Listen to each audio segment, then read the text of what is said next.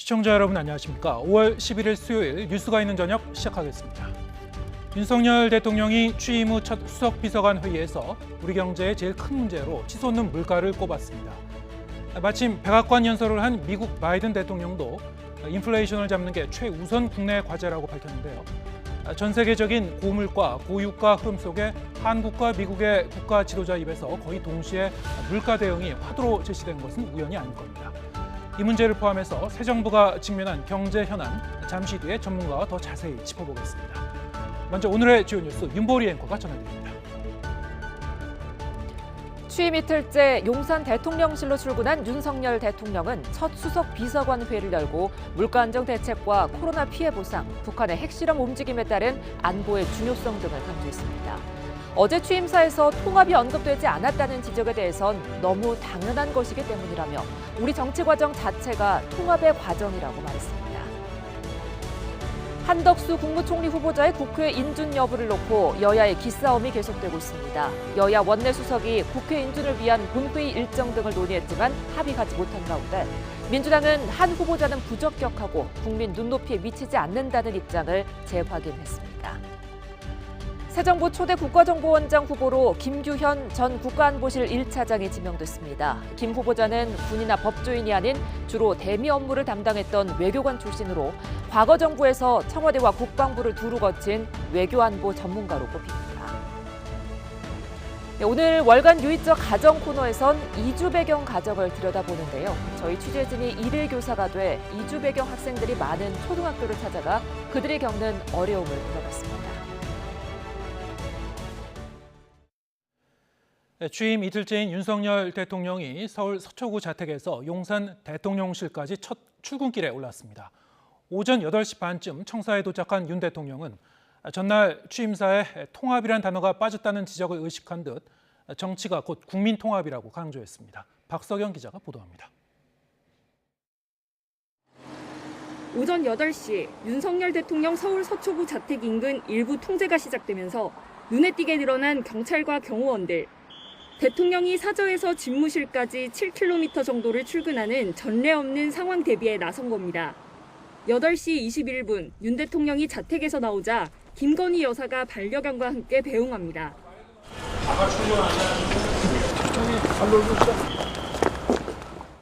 윤 대통령이 탄 차량 행렬은 반포대교를 건너 빠르게 이동해 8시 31분 용산 미군기지 13번 게이트에 도착했습니다. 윤 대통령은 사저를 출발한 지 10분 정도 만에 이곳 미군기지 13번 게이트에 도착했습니다. 윤 대통령이 들어가자마자 활짝 열려있던 문이 이렇게 반쯤 다시 닫히는 등 입구가 통제되고 있습니다. 집을 나선 지 13분 만에 청사에 도착한 윤 대통령은 출퇴근에 대한 특별한 소감은 밝히지 않았습니다. 다만 전날 취임사에서 통합이 언급되지 않은 이유에 대해서는 이렇게 설명했습니다. 통합이라고 하는 건 우리 정치 과정 자체가 국민 통합의 과정입니다. 역사상 처음으로 출퇴근하시는 대통령이신데 좀 소감이 어떠신가요? 글쎄 뭐 특별한 소감 없습니다. 일해야죠. 큰 교통 혼잡은 없었지만 그때 지나갔을 때 거래 막히는 건 없었죠. 예, 교통이 수월했습니다. 일부 출근길 차들이 일시적으로 대기하기도 했고 일부러 다른 교통편을 사용한 시민들도 있었습니다. 지금은 버스를 타고 가는데 이태원역으로 가서 지하철을 타야 되지 않을까 지금 그렇게 생각을 하고 있거든요. 계속 한 달 정도 이렇게 진행이 된다라고 한다라면. 일부러 지하철 타고 왔거든요. 회사가 그쪽이라 다들 좀 출근길 좀 더 일찍 나와야겠다라는 얘기는 계속 하셨었거든요. 윤 대통령은 관저로 사용할 한남동 외교부 장관 공관 공사를 마칠 때까지 한 달 정도 서초구 자택에서 용산까지 출퇴근할 예정입니다. YTN 박석영입니다. 윤석열 대통령은 수석 비서관 회의를 처음으로 주재하면서 용산으로 집무실을 옮긴 이유는 신발이 닳도록 일하기 위해서라며 업무 기강을 다잡았습니다. 경제가 굉장히 어렵다며 제일 문제가 물가라고 지적하는 한편 소상공인 손실보상을 빠르게 하기 위해 추경도 우선 편성하라고 주문했습니다. 물가 안정을 기하면서 재정은 풀어야 하는 상황, 새 정부가 직면한 난제를 잘 보여주고 있습니다. 박소정 기자의 보도입니다. 임기 둘째 날 출근하자마자 대통령실 업무 공간을 둘러본 뒤 수석 비서관 회의를 주재한 윤석열 대통령. 비공개 회의에 들어가기 전 모두 발언에서 이런 말부터 꺼냈습니다. 이 테이블도 조금 어색한데 저하고 같이 하는 회의는 이제 프리스타일로. 요식 절차는 비효율적이라며 준비된 원고를 읽지 않은 윤 대통령은 구두 밑창이 다를 정도여야 한다며 업무 기강부터 다잡았습니다. 다른 분야에 업무하는 사람들하고 끊임없이 그야말로 정말 구두 밑창이 다뤄야 됩니다. 그래야 이게 일이 정상적으로 돌아가는 거지. 이어 소상공인 자영업자들이 자칫 복지 수급 대상자로 전락할 수 있다며 신속한 추경 편성과 조기 집행을 주문했습니다. 물가 상승을 억제할 대책을 계속 고민하라고도 강조했고 북한의 핵실험 징후를 언급하며 실제 핵실험이 이루어지면 국정 전반에 어떤 영향을 줄지 세밀하게 준비하라고 당부했습니다. 취임사에 자유가 강조된 반면 통합은 빠졌다는 지적을 의식한 듯 출근길에 이어 다시 한번 부연도 했습니다. 민주주의 정치 과정 자체가 국민 통합의 과정이고 자유는 헌법에 담긴 기본 가치라고 말했습니다. 복지, 교육, 또 약자에 대한 따뜻한 배려 이런 것들이 다 자유시민으로서의 우리 연대를 강화해야 된다는 그 책무에 따른 것이라는 걸 좀. 윤석열 대통령은 앞으로 내각이 온전히 구성되면 임시로 여는 것이 아닌 첫 공식 국무회의는 정부 세종청사에서 열겠다는 방침도 재확인했습니다. YTN 박소정입니다. 내각 구성을 제대로 하지 못한 채 반쪽 출범한 윤석열 정부가 내일 오후에 용산 집무실에서 추가 경정 예산안 편성을 위한 첫 임시 국무회의를 엽니다. 문제는 장관도 다 임명하지 못한 상태에서 국무회의 개최가 가능한가였는데요. 새 정부가 일단 해법을 찾았습니다. 기존에는 국무회의를 열려면 구성원 과반수의 출석이 필요하다는 국무회의 규정 때문에 장관 15명 이상이 참석해야 하는 것으로 알고 있었는데요. 국무회의가 15명 이상 30명 이하의 국무위원으로 구성된다는 헌법 조항에 비춰 그 과반이면 15명 이상 아니냐는 것이었죠. 하지만 일단 법제처가 대통령을 포함해 장관까지 모두 11명이면 회의를 열 수 있다고 유권 해석을 했습니다. 일단 정족수에 문제가 없도록 윤 대통령이 내일 국무회의 이전에 외교부 박진, 행안부 이상민 장관 후보자 등을 임명할 것으로 보입니다. 조은지 기자의 단독 보도입니다. 대통령 선거부터 검수완박 공방, 최근 인사청문회 전국까지 극한의 여야 강대강 대치 속에 윤석열 정부는 내각을 채우지 못하고 반쪽 출범했습니다. 취임하자마자 국회 청문보고서가 채택된 장관 7명을 임명했지만 11자리는 아직 공석. 윤석열 대통령은 취임 사흘째인 날 임시 국무회의를 소집해 발등에 불이 떨어진 추가 경정 예산안 편성부터 의결하기로 했습니다. 현재 국무회의 규정은 구성원 과반의 출석으로 개의하고 출석 구성원 3분의 2 이상 찬성으로 의결할 수 있다고 돼 있습니다. 18개 부처 장관과 대통령, 국무총리까지 모두 20명이 구성원이기 때문에 11명이면 국무회의 개의가 가능합니다. 대통령실은 이미 법제처의 유권 해석도 받았습니다. 대통령실 관계자는 YTN 통화에서 추경 편성이 워낙에 시급하고 국정 공백이 있어서는 안 된다는 대통령의 의지가 분명하다면서 국무회의를 어떤 방법으로 열지 심도 있게 검토하고 있다고 말했습니다. 또 다른 관계자는 기본적으로 국정 운영에 꼭 필요한 부처 장관은 임명해야 하지 않겠느냐면서 이를테면 한미 정상회담을 앞둔 외교부 박진, 지방선거 준비가 시급한 행안부 이상민 장관 후보자 같은 경우라고 구체적으로 언급했습니다. 윤석열 대통령은 내일 오후 3시 임시 국무회의를 앞두고 오전에 외교부 박진 장관 후보자 등 일부 장관을 개의 정족수에 문제가 없도록 임명할 방침인 것으로 확인됐습니다. 이른바 아빠 찬스 논란으로 국민의힘 내부에서도 반대 기류가 상당한 복지부 정호영 장관 후보자 등은 일단 고려 대상이 아닙니다. 민주당이 거세게 반대하고 있는 법무부 한동훈 장관 후보자의 임명 시점은 고심하는 것으로 알려졌습니다. 통합을 강조한 윤 대통령이 자칫 임기 초반부터 무더기 임명 강행에 나설 경우 한덕수 국무총리 후보자 국회 인준은 물론 거대 야당 민주당과의 협치가 불가능하다는 현실적인 판단 때문입니다. 윤 대통령은 첫 국무회의에 문재인 정부에서 잔류한 비정치인 관료들, 산자부 문승욱, 여가부 정영애 장관 등의 참석을 요청하는 방안도 고려하고 있습니다. YTN 조은지입니다.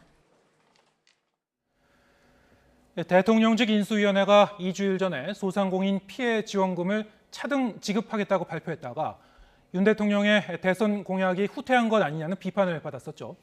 결국 윤석열 정부가 오늘 첫 당정 협의에서 코로나19로 손해를 감수해온 소상공인과 자영업자에게 1인당 최소한 600만 원을 지급하기로 합의했습니다.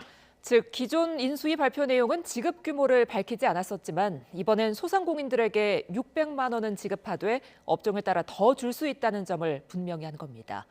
이제 내일 추경안이 국무회의에서 의결되면 국회 시간이 되는데 지방선거를 앞둔 상황에서 여야 신경전도 감지됩니다. 정유진 기자입니다.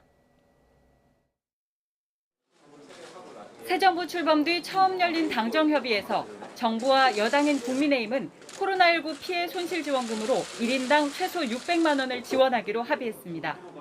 자영업자와 소상공인, 매출액 30억 원 이하 기업까지 370만 명이 대상입니다. 대통령께서 약속 이행 의지가 강하신 만큼 방역지원금 600만 원 지급안은 반드시 이번 추경안에 포함되어야 합니다. 앞서 대통령직 인수위원회가 방역지원금 차등 지급을 발표했다. 공약 후퇴 논란이 일자 적극적인 지원 방식으로 방향을 튼 것으로 풀이됩니다. 국민의힘은 또 현재 90%인 손실보상 보정률을 100%로 상향하고 분기별 하한액도 현재 50만 원에서 100만 원으로 확대해달라고 정부에 요청했습니다. 더불어 여행업계와 항공운수업, 보험설계사, 법인 택시기사 등 그동안 손실보상에서 소외됐던 업종이나 근로자도 빠짐없이 지원하는 안도 추진하고 있습니다. 저소득층과 취약계층 가구에 긴급생활지원금 75만 원에서 100만 원을 지원하는 방안도 건의됐습니다. 이에 따라 이번 2차 추경 규모는 33조 원 플러스 알파로 지난 1차 추경과 합하면 50조 원 규모가 될 것으로 보입니다. 여당으로 공수가 전환된 국민의힘은 하루빨리 민생을 회복해야 한다며 야당의 빠른 협조를 압박했습니다. 여야 모두 이번 추경에 성실히 임해 주실 것을 부탁드리고 특히 야당의 협조를 부탁드립니다. 민주당은 최대한 신속히 심사하겠다면서도 초과 세수에 대해서는 송곳 검토를 예고했습니다. 천문학적 초과 세수는 국가 살림의 근간을 흔들 만큼 매우 심각한 문제이므로 예산 당국과 세정 당국의 의도성 등을 철저히 따져보고 대응하겠습니다. 정부는 내일 임시 국무회의를 거쳐 모레 추경안을 국회에 제출할 예정입니다. 여야가 지방선거를 앞두고 추경을 추진하는 만큼 보상금 지급 시점을 놓고도 팽팽한 줄다리기가 펼쳐질 것으로 전망됩니다. YTN 정유진입니다. 여야는 한덕수 국무총리 후보자 국회 인준 표결을 위한 본회의 날짜조차 잡지 못하고 연일 신경전만 이어가고 있습니다. 국민의힘과 더불어민주당은 실무 협상을 시작했지만 입장차만 확인했습니다. 김승환 기자입니다. 국민의힘은 한덕수 총리 후보자 인준과 관련해 민주당을 향해 발목 잡기 하지 말고 협치 의지를 보여달라고 압박했습니다. 더불어민주당이 나홀로 민주당이 되어서 국정 발목 잡기, 반대를 위한 반대를 계속한다면 이것은 결국 대선에 불복하겠다는 것과 다름없습니다. 반면 더불어민주당은 이낙연 전 총리도 임명동의안 제출 뒤 인준에 21일이 걸렸다면서 문제될 것 없다고 못 박았습니다. 왜 본인들은 당장 며칠 안에 처리 안 하면 이게 우리 민주당이 무슨 큰 발목을 잡는 것처럼 이렇게 정략적으로 몰아가는 것이죠. 실무 협상에서도 입장차만 확인한 채 인준 표결을 위한 본회의 일정은 확정하지 못했습니다.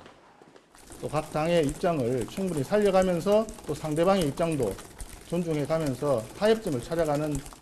근데 여전히 저희들은 한덕수 후보자가 부적격하다, 국민 눈높이에는 미치지 못한다라고 하는 입장을 가지고 있습니다. 국회 인준에 키를 쥔 민주당은 의원총회를 열어 한 후보자에 대한 임명동의안을 통과시킬지 당론을 모으기로 했습니다.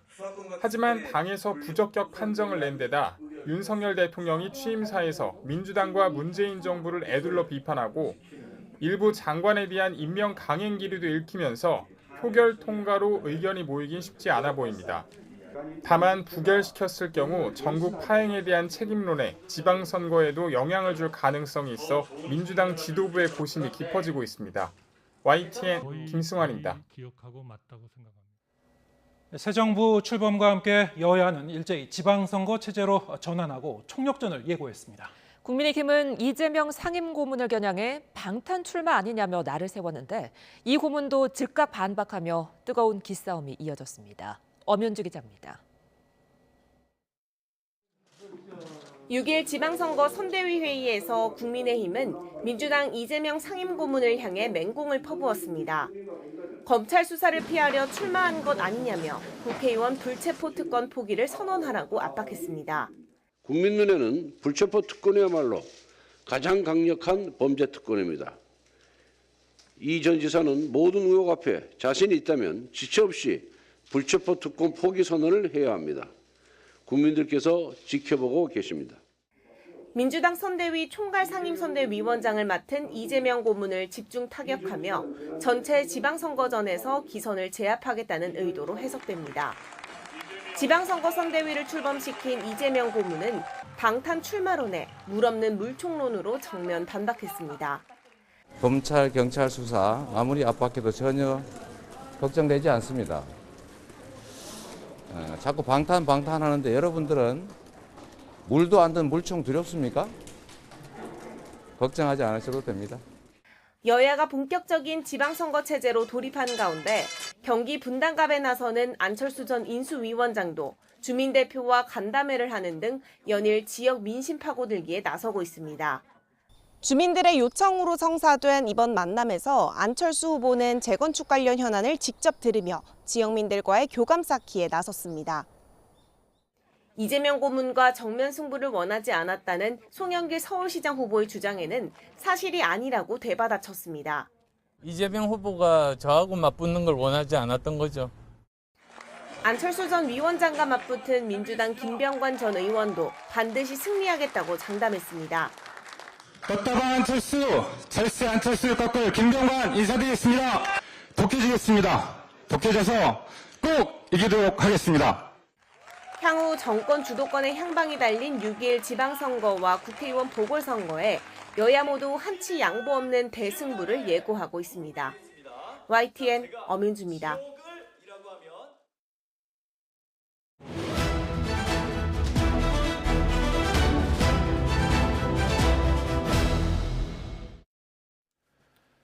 네, 윤석열 대통령이 오늘 처음으로 수석비서관 회의를 주재했습니다. 자유로운 회의 분위기를 강조하면서도 부지런히 다니면서 일할 것을 주문했는데요.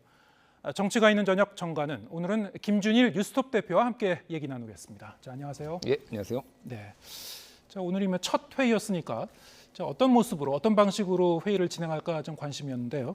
일단 윤 대통령의 목소리 먼저 들어보겠습니다. 저하고 같이 하는 회의는 이제 프리스타일로 오늘 하루만 이렇게 풀단에서 좀 찍는 거로 하고 그냥 편하게 하십시다. 그래 뭐 오늘 뭐 찍는다니까. 근데 이거 다음부터 이런 거 없어 이제. 네. 대통령실에서 대통령이 참모들하고 회의하는데 이거를 무슨 요식 절차에 따라 가지고 한다는 것 자체가 굉장히 좀 비효율적이고 좀 어색하다는 겁니다. 비서관들이나 행정관들 또 우리 수석 비서관들이 이방 저방 좀 다니면서 다른 분야에 업무하는 사람들하고 끊임없이 그야말로 정말 구두 밑창에 달아야 됩니다. 그래야 이게 일이 정상적으로 돌아가는 거지. 네, 지금 그 회의 장면을 보면은 이전에 이제 청와대에서 회의하던 그 모습하고는 좀 다른 측면이 있죠. 네. 이 회의장 규모도 좀 다른 것 같고요. 어떻게 보셨습니까? 일단 뭐 저 공간이 계속 저기가 이제 회의가 열리는 곳인지 아니면은 임시인지는 저도 잘 모르겠습니다. 그 부분이 좀 불확실하죠. 예, 불확실하고요. 뭐 첫 국무회의다 보니까 이제 컨셉을 어떤 걸로 잡을 것이냐. 예를 들면은 뭐 예전에 김대중 대통령 같은 경우에는 굉장히 엄숙한 분위기에서 했거든요. 예. 외환위기 뭐 이런 국가 어떤 어려움이 있었기 때문에 근데 뭐 프리스타일이라는 단어를 대통령 입에서 듣게 될지는 저도 몰랐는데 아무래도 예. 자유로운 소통을 좀 강조를 한 것 같습니다. 다만 이게 그러니까 형식과 내용의 어떤 자유로운 소통이라는 게 좀 다를 수는 있거든요. 예를 들면 이런 겁니다. 뭐 이거는 윤석열 대통령이 그랬다라는 게 아니라 부장님이 다 모아요, 부원들을. 그래서 하고 싶은 얘기 다 해봐 라고 했을 때 그러면 부원들이 이를테면 하고 싶은 얘기를 다 할 수가 있느냐. 그거는 평소에 어떤 방식으로 이를테면 소통을 해왔고 어떤 리더십을 가지고 있느냐가 중요하잖아요. 그러니까 저거를 보고 우리가 뭐 소통이 잘 될 것이다, 일이 잘 될 것이다 라고 예단하거나 그렇다고 못 될 것이다 라고 뭐 지금 보기에는 좀 너무 정보량이 부족하다라는 건데 어쨌든 좀 격이 없이 하겠다라는 의지는 보여준 거는 확인을 한 것 같습니다. 네. 뭐 지금 말씀하셨다시피 일단 공간은 달라졌으니까요. 뭐 자리 배치나 이런 거는 좀 더 덜 조금 더 이렇게 좁혀진 그런 측면이 있긴 한 것 같은데 뭐 앞으로 이제 어떻게 계속 해나갈지는 봐야 될 것 같고요. 뭐 격식 없이 자유롭게 하자고 했는데 사실 권위라는 것이 권위주의 문화라는 것이 사실 뭐 일순간에 금방 탈피할 수 있는 건 아니니까요. 예. 지금 아까 녹취 내용을 보더라도 처음에는 이제 프리스타일로 하자고 했다가 후반부에는 구두미창이 닳게 일해야 한다 이렇게 얘기를 했죠. 예. 어떻게 들으셨습니까? 그러니까 구두미창을 이제 수석 보좌관, 수석 뭐 비서관들이 나중에 확인할 것 같아요. 내 구두미창이 얼마나 달았는지. 그러니까 이게 뭐냐면은 예전에 기억하실지 모르겠는데 후보 시절에 2030 그 MZ 세대한테 이제 좀 어필을 하겠다라고 하면서 만든 홍보 동영상이 있었어요. 거기에서 이제 윤석열 후보가 민지한테 연락이 왔어. 민지가 해달라는 대로 한번 해보자. 같이 하면 되잖아. 뭐 이런 식으로 얘기를 하니까 나머지 이를테면 뭐 김병민, 뭐 장해찬 이런 청년 뭐 이런 분들이 다 받아 적고 있었습니다. 이게 뭐냐면은 되게 욕을 많이 먹었거든요. 이게 뭐 민지하고 하는 건 좋은데 민지는 이제 MG를 이제 줄여서 민지라고 그랬거든요. 그러니까 이거 자체가 권위주의다. 이거 자체를 권위주의로 인식을 못 하고 있다라는 거예요. 그러니까 그걸 받아 적고 있고 이랬다면은 그러니까 제가 뭐 그렇게 되리라고 얘기를 하는 게 아니라 이게 이제 어떻게 보면은 구두 밑창이 닳도록 해라라는 게 어떤 사람한테는 상당히 압력으로도 이제 보일 수 있다라는 거죠. 압력이라기보다는 부담으로 이제 작용할 수도 있다라는 겁니다. 그래서 일단 저는 뭐 권위주의가 됐든 권위가 있든 없든 성과만 내면 된다라고 봅니다. 그 부분은 우리가 더 지켜봐야 되는 거고요. 그렇게 이제 비춰질 수 있다 이런 부분들이 있었다라는 걸 말씀드린 겁니다. 네. 워낙에 이제 검찰이란 조직에 이제 한평생 있었으니까 또 검찰 조직이 상명하달식의 그런 조직 아닙니까? 그리고 비단 뭐 이런 정부뿐만이 아니고 뭐 학교나 기업 이런 모든 면에서 우리 사회가 아직은 이제 좀 권위주의 문화가 좀 남아 있으니까요. 앞으로 이제 그것을 조금씩 어떻게 이제 개선해 나가는지 잘 봐야 될 것 같고요. 오늘 이제 출근길에서 집에서 이제 자택에서 이제 출퇴근하다 보니까 아침에 이제 기자들과 자연스럽게 이제 만나는 그런 그 장면이 나오죠. 대통령이 출근길에서 이제 기자들이 어제 취임사에서 왜 통합이란 단어가 빠졌는지를 질문한 것 같아요. 네. 여기에 대해서 너무 당연한 얘기해서 그랬다 이렇게 대답을 했죠. 예, 그 얘기를 기자들한테도 하고요. 그 수석 비서관 회의에서 또 들어가서 또 했습니다. 그러니까 2번을 했어요. 어떻게 보면 굉장히 이제 강조했다라고 보는 거죠. 그래서 통합이라는 게 너무나 당연하다라고 얘기를 했는데 이제 어제 뭐 많은 언론들이 분석을 했잖아요. 자유는 35번 나왔다. 그리고 그 공정이란 단어는 3번밖에 안 나왔어요. 또 예전에는 공정과 상식을 이제 강조로 했는데 그 상식은 아예 안 나왔고요. 소통과 상식이라는 단어도 안 나왔죠. 그리고 뭐 통합 또 협치 뭐 이런 단어도 없었습니다. 그래서 저는 이거가 어떻게 보면은 아무것도 아니다라는 식으로 윤석열 대통령이 얘기를 했지만 오히려 굉장히 의식을 했구나라는 거를 2번에 걸쳐서 얘기를 한 것도 있고요. 이게 당연히 해야 되는 일이다. 이런 과정 속에서 이렇게 할 것이다라고 얘기를 한 거가 조금 그 부분이 조금 마음에 걸린 게 아닌가 봤습니다. 근데 다만 이제 저는 윤석열 대통령한테 의아한 것은 너무나 당연한 거다라고 얘기를 했는데 저는 자유도 너무나 저한테는 당연한 거거든요. 당연한 거죠, 사실. 사실은 자유민주주의 국가에서 자유라는 거는 너무나도 당연한 거예요. 그러니까 어떤 거를 취임사에서 강조를 하느냐가 당연히 그 국정 운영 방향을 제시하는 것이고 언론들이나 이제 사람들이 국민들이 그걸 판단하는 건데 너무 당연한 거니까 안 했다라는 거는 쉽게 납득이 안 되는 분들이 아마 많을 겁니다. 그런가 하면 이제 내일 이제 추경안 논의를 위해서 용산에서 임시 국무회의를 열기로 했죠. 원래 이 정족수가 몇 명이다. 그래서 이제 장관이 제대로 임명 안 됐는데 회의를 열 수 있다 없다 여러 가지 해석이 나왔는데 일단 해법은 찾은 것 같아요. 예, 그러니까 이게 어떻게 돼 있는지 좀 설명을 드리면은 헌법 제 88조에 이렇게 써 있어요. 국무회의는 대통령, 국무총리와 15인 이상 30인 이하의 국무위원으로 구성된다라고 해서 그 15인이란 단어가 여기서 계속 이제 나왔던 건데 네, 과반 30명의 예. 과반이면 15명이 되는 거죠. 그렇죠. 예. 그런데 이제 요 국무회의 규정 제6조 1항에 보면 이렇게 돼 있습니다. 국무회의는 구성원 과반수의 출석으로 개의하고 출석 구성원의 3분의 2 이상으로 찬성으로 의결한다라고 돼 있어요. 예. 근데 실제 현재는 국무위원이 그러니까 장관 18명에 총리, 대통령까지 해서 20명이거든요. 예. 그러면은 개회를 할 수 있는 거는 20명의 과반인 11명으로 된다라는 거예요. 네. 근데 현재 지금 7명이거든요. 임명된 장관이. 예. 그러면은 대통령까지 해서 8명이잖아요. 그러면은 3명이 더 필요합니다.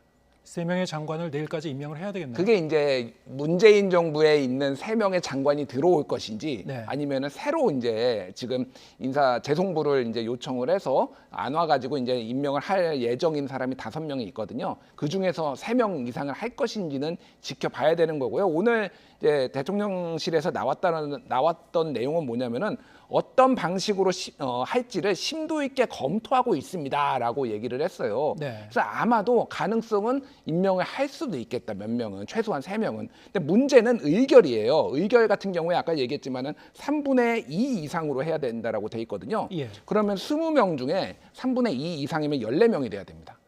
그렇죠. 예. 네. 그러니까 이거를 지금 추경안을 의결하는 거는 또 다른 문제가 돼 버리는 거예요. 그러니까. 그럼 문재인 정부의 장관이 일부 들어오는 게 좀 불가피한 것이다. 의결하려면. 의결을 하려면은 그렇게 지금 규정이 해석될 수밖에 없어서 예. 이거를 어떻게 지금 내일 이거를 할지 어쨌든 추경안은 지금 통과시키겠다는 강한 의지가 있잖아요. 예. 그러면은 만약에 하나 지금 정치인 장관 중에 그 민주당 소속으로 사표가 수리가 안 된 분이 여러 분이 있거든요. 예를 네. 들면은 뭐 누가 있나요? 저기 행안부 장관. 행안부 장관은 이제 됐고 저기 몇 분이 있습니다, 지금. 그런 분들이 들어올지 여부가 지금 이제 관건이 되는 거죠. 예. 자, 그런가 하면은 한덕수 국무총리 후보자 같은 경우에는 뭐 여전히 민주당에서는 이제 부적격이다. 이렇게 결론을 내린 상태인데 윤석열 대통령이 어제 취임하자마자 1호 안건으로 이 한덕수 총리 임명 동의안을 결재했습니다. 이제 국회로 이게 보내지게 되는 건데 어떻습니까? 이게 민주당에서는 이제 부적격이다라고 했는데 보란 듯이 이제 1호 결재로 이렇게 총리 임명 동의안을 이제 결재를 했어요. 어떤 의미라고 보시는지요? 일단 민주당에서는 이것을 이제 압박이라고 해석을 했습니다. 네. 그래서 지금 부적격 어떤 사유가 있음에도 불구하고 이렇게 1호 안건으로 서명을 한 것은 민주당을 압박하고 여론을 압박하려는 거 아니냐 이렇게 보고 있고요. 뭐 윤석열 정부 입장에서는 정말 급하다.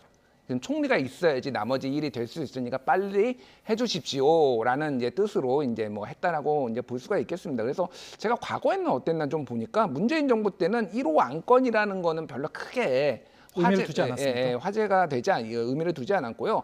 1호 업무 지시가 일자리 위원회 설치 예. 뭐 이런 것들이 이제 크게 이제 화제가 됐던 적은 있어요. 그래서 이런 1호 안건에 대해서 서명한 거가 화제가 되는 게 지금 상황 자체가 좀 일반적이진 않다. 이렇게 예. 좀 봐야 될 것 같아요. 예. 자, 이런 상황에서 한덕수 총리 후보자에 대한 국회 인준이 그렇게 뭐 쉽지는 않아 보이는데요. 일단 여야의 목소리 직접 들어보겠습니다. 한덕수 총리는 과거 노무현 정부 때도 이제 통리를 지내신 적이 있고 예. 그러면 충분히 검증이 된 인사다 이렇게 보는 것이고 오히려 민주당 정부에서 총리 지내신 분들을 저희가 다시 선임한 거는 이 여소야대 상황 속에서 민주당에 대한 배려 의지도 있는 거거든요. 예. 그런데 이 호의를 뭐로 갚는 겁니까 이게 진짜? 이낙연 전 국무총리, 문재인 정부의 초대 국무총리죠. 이분 같은 경우는 국회 임명 동의안 제출되고 나서 21일 걸렸습니다. 왜 본인들은 당장 며칠 안에 처리 안 하면은 이게 우리 민주당이 무슨 큰 발목을 잡는 것처럼 이렇게 정략적으로 몰아가는 것이죠. 납득할 수 없습니다. 네, 지금 박홍근 원내대표 같은 경우는 이낙연 그 총리 때는 21일 걸렸다, 3주 예. 걸렸다. 글쎄요, 이걸 어떻게 해석해야 될지 모르겠는데 일단 뭐 오늘 여야 원내수석들이 만났지만 일단 빈손으로 헤어졌고요. 예. 3주 후면 이제 지방선거가 이제 또 다가오죠. 그렇죠.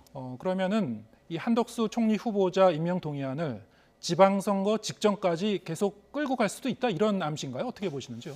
그러니까 지금 민주당의 어떤 입장을 먼저 말씀을 드리면은 지금 어떻게 해야 될지를 정확하게 정하지를 못했다라고 봐야 될 것 같아요. 고민 중이다. 고민 중이다. 그리고 의원총회도 이제 열어서 어떻게 할지는 이제 결정한다라는 거 아니에요. 예. 근데 이제 윤석열 대통령이 어제 이제 그 취임사에서 얘기를 했던 반지성주의 뭐 이런 것들이 상당히 민주당 지지층들과 의원들 일부를 굉장히 조금 자극했다 뭐 이런 얘기도 나와요. 그래서 오늘 그거를 보니까 윤호중 비대위원장이 어제 규빈 이제 만찬에서 김건희 여사랑 같이 웃으면서 찍힌 사진이 있거든요. 사진이 또 좀 화제가 됐었죠. 화제가 예. 됐는데 그게 이제 페이스북에 막 그 윤호중 비대위원장이 페이스북에 지지자들이 올리면서 지금 웃음이 나오냐, 네. 지금 뭐 당은 능욕을 당했는데 웃음이 나오냐, 막 이런 식의 막 그 정도로 약간 격앙이 된 거예요. 그래서 네, 지금 화면에 나오고 있군요. 예. 저 사진이 지금 이제 화제가 됐는데 그 정도로 지금 약간 조금 그 강경 모드로 지지자들은 갈 것을 요구를 하고 있어요. 상당히 좀 분위기가 예민해졌군요. 예민해졌어요.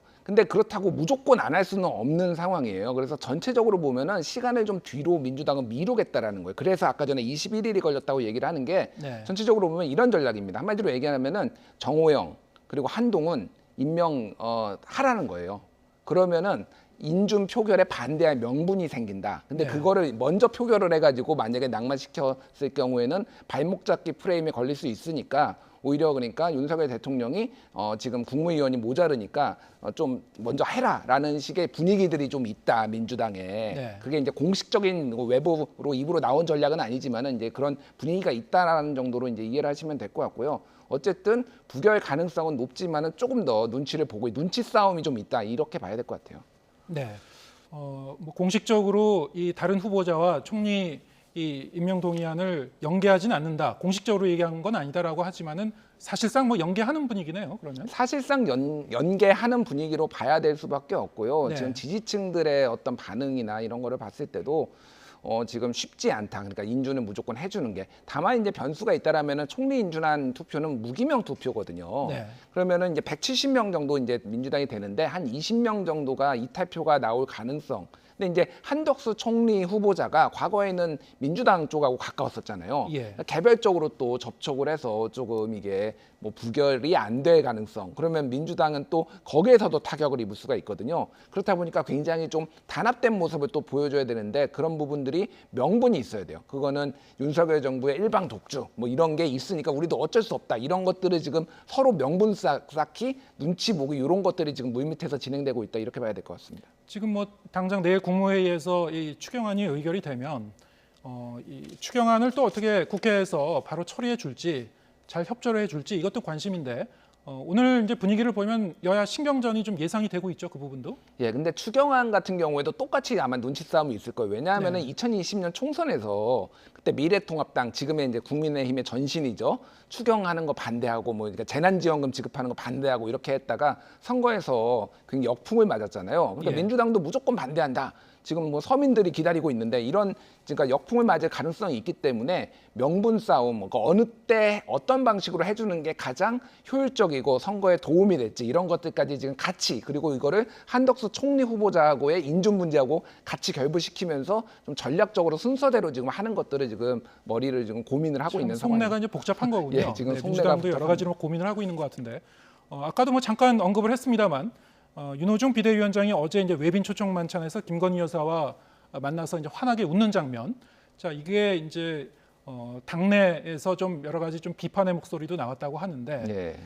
말씀하셨습니다만 이것 자체가 지금 그 민주당이 처한 그 어떤 현실 상황 여러 가지 좀 복잡한 그런 그 현안들이 산적해 있는데 뭐 여론의 추이도 봐야 되고 당내의 어떤 이런 분위기도 봐야 되고 뭐 여러 가지 뭐 그런 상황을 좀 상징적으로 보여주는 것 같아요. 예, 맞습니다. 그래서 이탄희 민주당 의원 같은 경우는 어제 취임식에 참석했다라고 했다가 그것도 문매를 맞았습니다. 네. 그러니까 취임식에 참석하는 것조차 지금 지지자들은 좀 불편해하는 상황이에요. 그래서 예. 많은 의원들은 취임식에 참석 안 하고 문재인 대통령 내려가는 곳에 배웅을 했거든요. 그러니까 지금 전체적으로 보면 강대강기류 그리고 윤석열 대통령도 어떤 구필 기세가 아니라는 거를 본다라고 하면은 어쨌든 한동훈 임명, 한동훈 장관, 그 법무부 장관 후보자 임명을 기점으로 한번 폭발하는 계기가 나오지 않을까. 그게 언제 될지는 모르겠는데 전체적으로 보면은 다음 주, 빠르면 다음 주 중에 한번 그게 분수령이 될 가능성이 높아 보입니다. 네, 빠르면 다음 주 중에 한동훈 장관 후보자를 임명할 수도 있을 것이다. 이렇게 예상을 하셨습니다. 자, 오늘 여기까지 듣겠습니다. 김준일 뉴스톱 대표와 함께했습니다. 고맙습니다.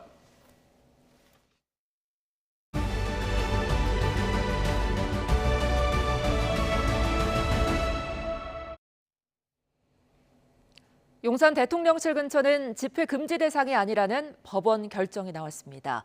대통령 관저에 대해 적용하는 집회 금지 조항을 집무실까지 확대 적용할 수는 없다는 게 법원의 판단입니다. 김다연 기자입니다. 재판의 쟁점은 대통령 관저와 집무실을 같은 개념으로 볼 수 있는지였습니다. 현행 집회시위법은 대통령 관저 등으로부터 100m 이내인 경우 집회를 금지하고 있기 때문입니다. 법원은 관저와 집무실은 개념부터 다르다는 걸 분명히 했습니다. 관저의 사전적 의미는 고위직 공무원들이 살도록 마련한 집으로 집무실이 관저에 포함된다고 해석하는 건 문헌의 통상적 의미에서 벗어난다고 지적했습니다. 관저와는 다른 집무실을 집회 금지 장소로 볼 법적 근거가 없는 만큼 용산 대통령실 근처에서 집회를 열 수 있다는 게 법원 판단입니다. 다만 재판부는 일부 제한은 뒀습니다.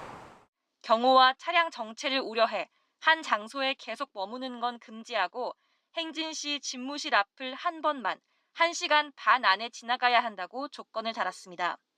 앞서 시민단체는 국제 성소수자 혐오 반대의 날을 기념해 오는 14일 서울 용산역을 출발해 녹사평역 부근까지 행진하는 집회를 신고했습니다. 하지만 경찰은 집시법 취지를 고려하면 집무실도 집회 금지 장소에 포함되는 개념이라 봐야 한다며 집회 금지를 통고했고 결국 소송전으로 이어진 겁니다.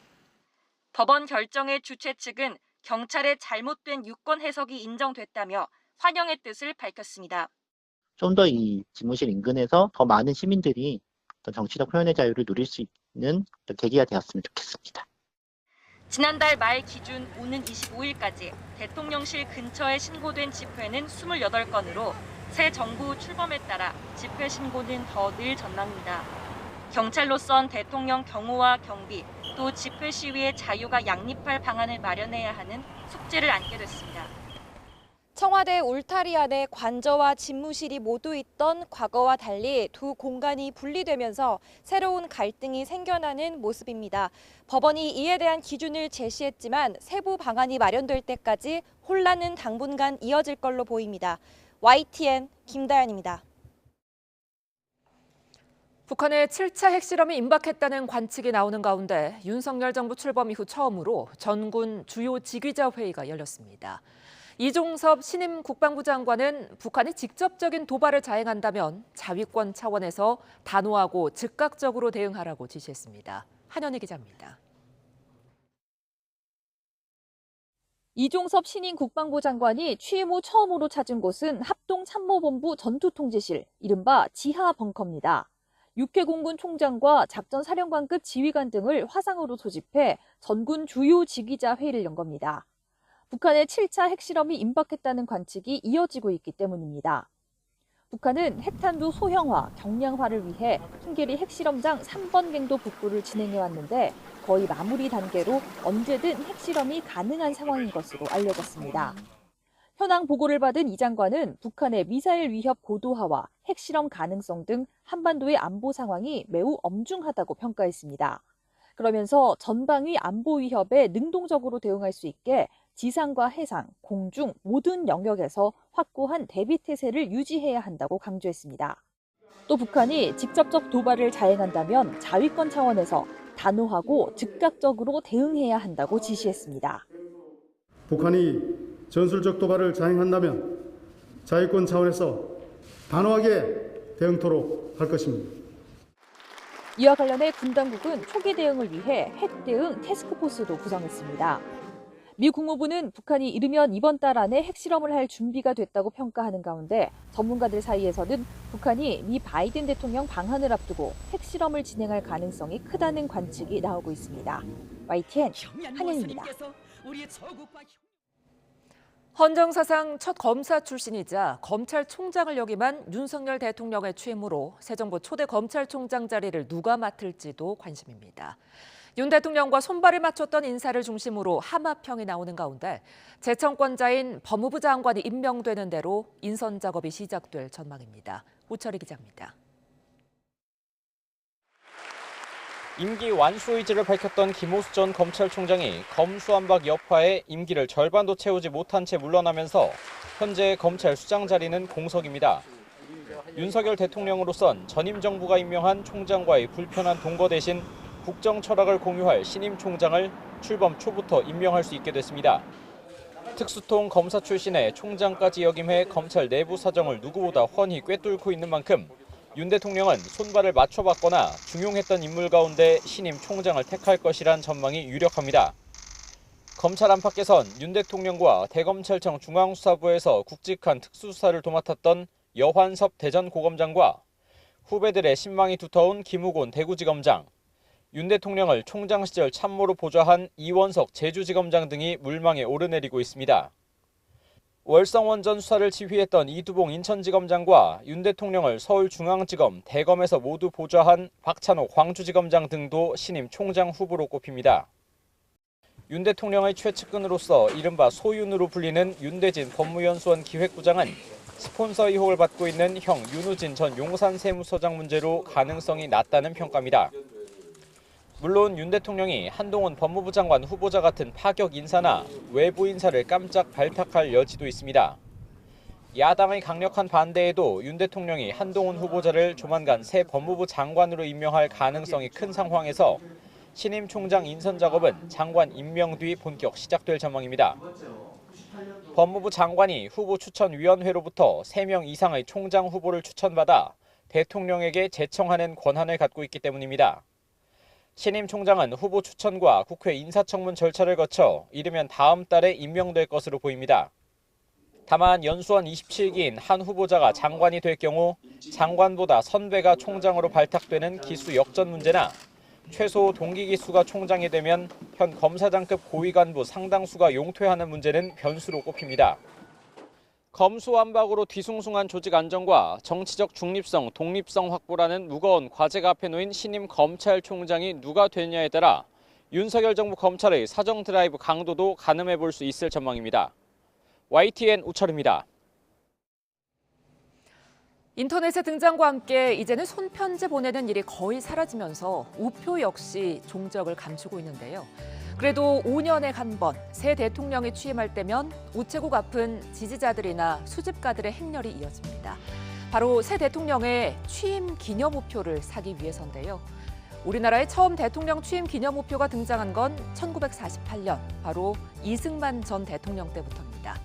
그런데 첫 번째 우표는 5원인데 반해서 두 번째 취임할 때죠. 이때를 보면 1,000원으로 무려 200배나 껑충 뛰었습니다. 바로 전쟁으로 물가가 치솟아서 벌어진 일입니다. 4대 윤보선 전 대통령은 살아있는 사람이 어떻게 우표에 들어갈 수 있느냐며 역대 대통령 중 유일하게 기념 우표를 발행하지 않았습니다. 이후 박정희 전 대통령의 우표에선 우리의 산업화 시대 변모가 엿보입니다. 5대에서 9대 취임 기념 우표 모두 인물 사진은 모두 같지만 배경은 좀 다르죠.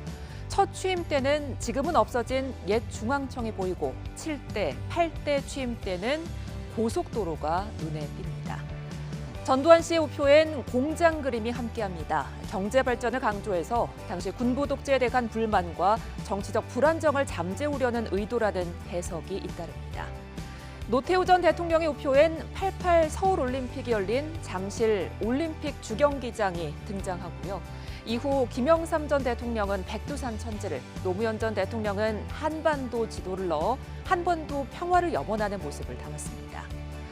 박근혜 전 대통령 때부터는 앞서 본 초상화를 기본으로 한 기존 우표와 더불어서 대통령의 다양한 모습을 담은 나만의 우표가 등장했는데요. 박 전 대통령의 어린 시절 흑백 사진부터 고 유경수 여사를 대신해 퍼스트 레이디 역할을 하는 사진도 담겨 있죠. 문재인 대통령의 경우엔 노무현 전 대통령과 함께한 사진, 세월호 사고 때 단식을 하던 모습, 그리고 아래쪽에 보시면 결혼식 사진도 있는데요. 하지만 어제 취임한 윤석열 대통령의 우표에 김건희 여사는 등장하지 않습니다. 대신 윤 대통령의 반려동물들이 등장했죠. 윤 대통령은 과거 사진보다는 선거운동 때 사진을 주로 실었습니다. 중앙엔 이렇게 아이와 함께하는 모습을 담아 따뜻한 대통령의 이미지를 담았다고 하는데요. 약 3cm 남짓한 이 작은 우표 한 장에 이렇게 대통령의 생각과 더 나아가 우리의 시대상이 엿보여 흥미롭습니다.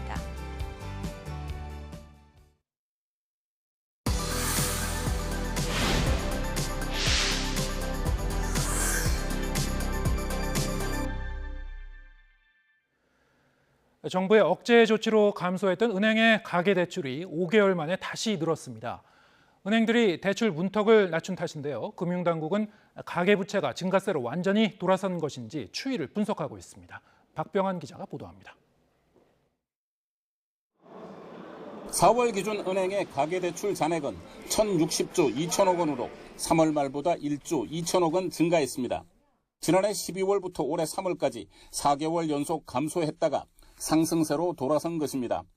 가계대출은 주택담보대출과 신용대출을 포함한 기타 대출로 나눠볼 수 있는데 전세자금 대출을 포함한 주택담보대출은 2조 1천억 원이 늘었습니다.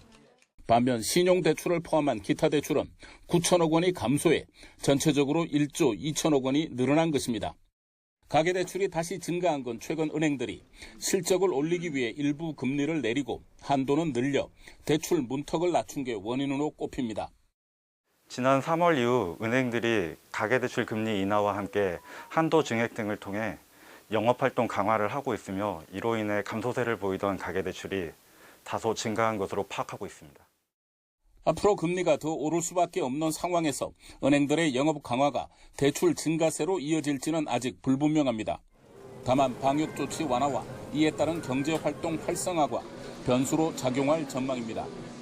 금융당국은 고물가, 고환율, 고금리로 금융시장이 불안한데 가계부채 증가 현상이 다시 나타나자 긴장감 속에 가계부채 추이를 지켜보고 있습니다.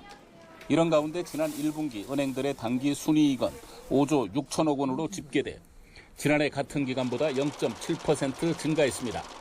YTN 박병환입니다. 미국 물가의 시금석이라고 할 수 있는 휘발유 소비자 가격이 역대 최고가 기록을 다시 경신했습니다. 조 바이든 미국 대통령은 휘발유 가격을 비롯한 물가 급등이 전쟁 등 외부 요인에 따른 어려운 문제지만 최우선으로 노력하겠다고 강조했습니다. 워싱턴 강태욱 특파원의 보도입니다. 미국 자동차협회는 전국 휘발유 평균 가격이 1갤런 즉 3.8리터에 4.374달러로 집계됐다고 밝혔습니다. 1년 전보다 47.4% 급등한 것으로 역대 사상 최고가를 다시 경신했습니다. 휘발유뿐 아니라 경유 가격도 갤런당 5.55달러로 역시 사상 최고치를 찍었습니다. 특히 가장 기름값이 비싼 캘리포니아주는 갤런당 5.841달러까지 뛰었습니다.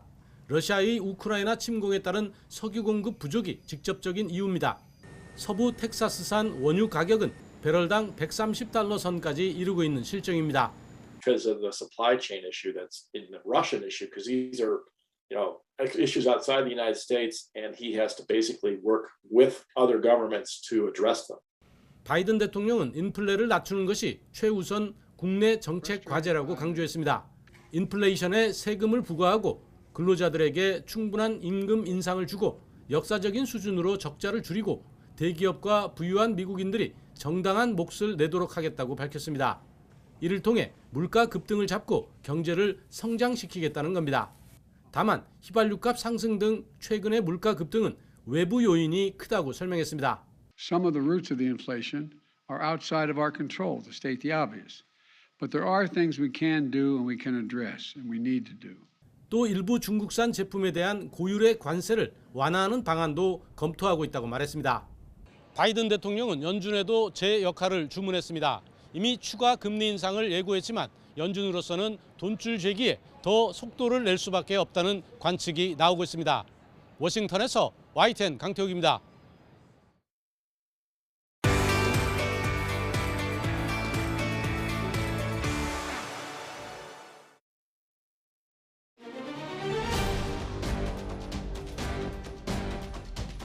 자유로운 시장이 숨쉬고 있던 것은 언제나 번영과 풍요가 꽃피었습니다.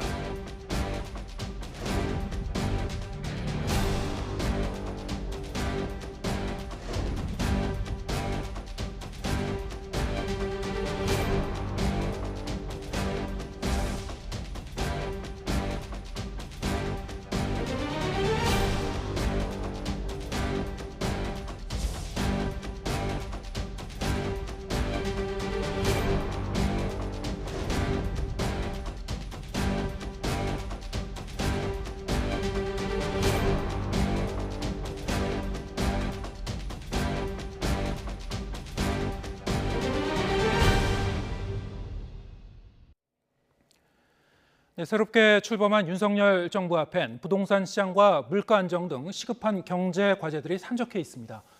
이런 문제들 어떻게 풀어나가면 좋을지 오늘 쇼미더 경제에서 박정호 명지대 특임 교수와 함께 자세히 짚어보겠습니다. 자, 어서 오세요. 예, 안녕하세요. 네. 자, 오늘 이제 윤석열 대통령 취임 이틀째인데요. 당정이 이제 소상공인과 자영업자에게 지급하는 이 지원금 1인당 600만 원 이상을 이제 지급하겠다 이렇게 합의를 했죠. 네. 2주 전 이제 인수위에서 발표한 안도 있었는데 구체적으로 어떤 게 좀 달라진 건가요? 예, 사실 공약 때는요 어떻게 보면 표 같은 걸로 제시가 됩니다. 네. 저희 같이 이제 경제를 공부하는 사람들은 예를 들어서 추경을 통해서 소상공인을 지원하기 위해서 50조 그리고 소상공인당 또는 자영업자당 1,000만 원 이런 것들은 아주 객관적으로 산정된 숫자라기보다는 네. 국민들에게 어떤 동의를 구하기 위한 슬로건 같이 저희는 받아들입니다. 그래서 이번 실질적인 인수위에서 이거에 대해서 어떻게 새로이 조정을 할 것인지 참 많이 살펴봤는데요. 1호 공약임에도 불구하고 발표가 자꾸 늦어지더라고요. 네. 그런데 이번에 발표된 내용을 보니까 정말 고심을 많이 한 것 같긴 합니다. 예를 들어서 이 600만 원이라는 금액은 어떻게 나온 것이냐 하면 아까 말씀드린 것처럼 공약에서는 1,000만 원이라고 되어 있었었는데 예. 전 정권인 문재인 정권 때 이미 기집행된 게 1회, 2회 때 100만 원, 300만 원에서 400만 원 지급이 됐으니 예. 나머지 600만 원에 대해서 이번에 책임을 지고 그래서 1,000만 원을 맞추겠다 이렇게 해석을 한 것 같고요. 예. 그다음에 50조 원의 이제 재정 지원을 해주겠다라고 한 것에 대해서도 역시 같은 맥락입니다. 지난 정권에 투여됐던 추경에 17조 원은 들어갔으니 이번에는 33조 플러스 알파 이렇게 잡은 내용이 이번에 발표된 내용이에요. 네. 따라서 이런 내용을 봤었을 땐 첫 번째로 재정 건전성에 대한 분명한 고민과 고려를 좀 한 것 같긴 합니다. 그다음 두 번째로 이번에 이제 소상공인 지원하기 위한 대상자들에 대해서도 좀 고민을 한 것 같은데요. 우리가 행정명령으로 사회적 거리두기로 인해서 반강제적으로 자기의 영업을 못했던 분들, 그분들은 원래 지원 대상이 맞았습니다. 그런데 행정명령 대상이 아니었던 여행업종이라든가 공연과 관련된 종사자분들은 실질적인 피해자임에도 불구하고 행정명령 대상이 아니기 때문에 이 보상 대상에 빠졌었거든요. 불만이 많았죠. 그렇죠. 네. 그래서 그런 부분은 이번에 또 포함을 시켰어요. 따라서 나름대로 그동안 공약으로 제시한 것은 깨지 않으면서 어떻게 이것을 이행할 수 있을지 그리고 또 조금 더 포함을 더 시킬 수 있는 범위는 뭔지 고심은 한 것 같은데요. 한 가지 걱정이 되는 게 있습니다. 이게 돈을 주는 것도 중요하지만 주기 위한 시기가 더 중요해요. 그렇죠. 어려운 분들은. 그런데 아직까지 구체적인 시기는 물론 뭐 국회에 동의가 남아있긴 합니다만 그것 때문인지 모르겠습니다만 어떤 절차로 어떻게 언제쯤 지급한지는 아직도 밝혀진 게 없어요. 그런 부분은 너무 아쉽습니다. 네. 그런데 2주 전에 이제 인수위가 발표할 때는 이제 차등 지급이라는 그 내용을 두고 여러 가지 좀 비판의 목소리도 있었는데요. 이 공약 후퇴 아니냐, 공약 파기 아니냐. 근데 오늘 발표한 내용을 보면 오늘 합의안도 보면은 사실상 차등 지급 아니냐, 업종에 따라서 플러스 알파 내용이 좀 달라지는 것이죠. 네, 맞습니다. 일단 기존에 지급하기로 했던 600만 원조차도 못 받는 대상자가 있는 거 아니냐라는 것 때문에 많은 소상공인들이나 자영업자들이 걱정을 하셨는데 기본적으로 600만 원 지급은 어떻게 보면 보장을 좀 한 것 같고요. 최소한 600만 원이다. 예. 그걸 오늘 좀 명확하게 얘기한 맞습니다. 거죠. 네. 근데 이제 플러스 알파 부분은 오늘 사실 명확하게 발표가 된 거는 아니라고 보여집니다. 네. 어떤 대상자들에게 어느 정도 금액에 어떤 근거로 지급할지는 아직까지 논의 중이라고 하고 있는 상황이기 때문에요. 사실 차등 지급 같긴 한데 어떤 수준의 차등이 이루어질지는 오늘도 발표가 된 건 아니에요. 예. 네. 어쨌든 뭐 최소한 이 정도면은 그동안 이제 소상공인 자영업자들이 입은 여러 가지 뭐 고통과 피해가 있습니다만 뭐 다 보상은 좀 어렵겠습니다만 어느 정도 경감할 정도의 효과는 있을 것 같습니까? 어떻게 보시는지요? 1, 2차에 비해서는 금액이 높아지고 그리고 여러 가지 그 지급하는 대상자도 넓어진 건 사실입니다. 근데 더 중요한 건 시기라고 생각을 합니다. 한번 이제 자금 사정이 어려워진 어떤 소상공인이나 자영업자들 중에서는요, 이 돈줄이 막히면 뭐 카드 돌려막기라든가 이런 것들에도 문제가 생기고 또는 대출의 만기가 연장이 안 되거나 이런 문제가 생겨요. 그러면 이 600만 원 가지고는 더 이상 해결 안 되는 수준까지 넘어가 버리는 상황이 돼버립니다. 따라서 지금은 금액이 정해진 것도 중요하지만 그것에 대해서 빠른 집행이 더욱더 필요한 빠른 시점입니다. 집행이 중요하다. 네. 자, 이 지원금은 사실 이제 나라 돈을 이제 푸는 문제인데요. 지금 또 다른 이제 중요한 문제가 있죠. 물가가 이제 급등하고 있고 인플레이션 문제. 이것은 사실 좀 긴축을 필요로 하는 건데 어떻게 보면 좀 정부가 좀 딜레마 상황인 것 같아요.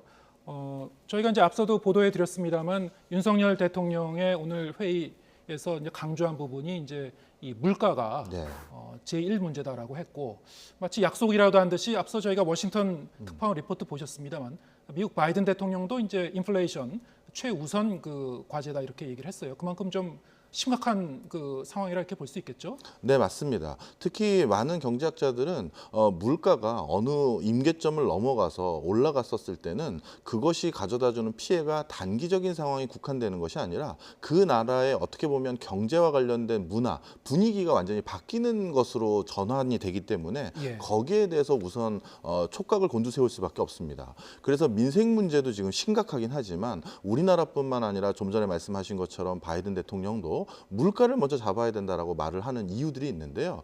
단적으로 좀 설명드리면 항상 고물가 또는 간간히 하이퍼 인플레이션을 직면했던 중남미 국가의 상황을 우리가 떠올려 보면 쉽게 알 수가 있습니다. 우리 같은 서민들은 몇 년 동안 입을 거 안 입고 먹을 거 안 입고 한 푼 두 푼 모아서 저축을 하는데 그러다가 어느 순간 경제가 큰 어려움에 직면해서 하이퍼 인플레이션이 돼서 몇 년 동안 모았던 돈이 하루아침에 종이 쪼가리가 돼버리면 그 뒤부터 그 나라에서는 더 이상 저축을 하려는 문화가 형성되지가 않아요. 그러면 저축률이 떨어지거나 그러면 장기 성장률에도 악영향을 미치고 국가가 지속적으로 성장하기 위한 투자 자원도 확보하기가 어려워집니다. 따라서 물가를 어느 정도 컨트롤할 수 있는 수준을 넘어서는 것까지 가버리면 이런 중장기적인 악재에 직면하기 때문에 지금 우리나라뿐만 아니라 많은 나라들이 돈을 풀어야 되는 입장도 있음에도 불구하고 일단 금리를 올리면서 물가를 잡겠다 생각을 하는 거죠. 네. 그럼 일단은 이제 금리를 올려서 조여야 되는데요. 국비를 조여야 되는데, 자 어떻게 해야 될 것 같습니까? 앞으로 또 돈은 또 풀어야 되는 그런 그 수요도 있는데요. 네, 지금 미국의 금리 기조가 더욱더 가파르거나 아니면 강경한 기조로 긴축화될 것으로 전망되고 있습니다. 미국이 이렇게 금리 기조를 그 고강도 수준으로 올려가는 과정에서 우리나라에서 전개되고 있는 흐름 중에 하나가 환율이 급격하게 올라가고 있다는 점이에요. 바로 이런 경우에는 우리나라 내부에서도 또 다른 어떤 경제적인 악영향을 줄 수가 있기 때문에 우리나라도 미국의 금리 수준과의 격차를 너무 벌리면 또 다른 또 문제가 생깁니다. 그래서 금리를 물가를 잡기 위한 부분도 있고 미국과의 화폐 가치에 대한 어떤 밸런스 이런 것들을 유지하기 위해서도 금리는 당분간 오를 수밖에 없는 상황이고요. 아마 많은 서민들 또는 기업 하시는 분들도 이런 금리가 올라갈 거라는 것을 미리 좀 가정하시고 대비를 하시는 걸 좀 권해드리고 싶네요. 네, 지금 환율 얘기하셨습니다만 어쨌든 이제 우리 금융시장이 연일 휘청거리고 있고요. 환율 같은 경우에 오늘 기준으로 보면 이제 10년 봤을 때 이제 최고점이더라고요. 환율이. 코스피도 이제 이 연저점을 이제 찍은 거죠. 코스피 같은 경우는 왜 이러는 겁니까? 뭐 역대 이제 이 코스피 이력을 보면은 대통령이 취임하게 되면은 또 내려가는 그런 경향도 좀 있었다고 했는데요. 네, 맞습니다. 최근 한 5분의 대통령 취임식 당일날 코스피 지수를 보면 이명박 대통령 때를 빼고는 다 이제 하향으로 조정이 된 적은 있어요. 근데 이것이 무슨 어떤 인과관계가 있는 것은 아니고요. 특별한 이유가 있는 건 아니에요. 어떻게 보면 우연의 일치라고 볼 수가 있고요. 지금 코스피가 연최 저점인 것은 분명한 사실입니다. 그런데 저는 이걸 이렇게 해석하셨으면 좋을 것 같아요.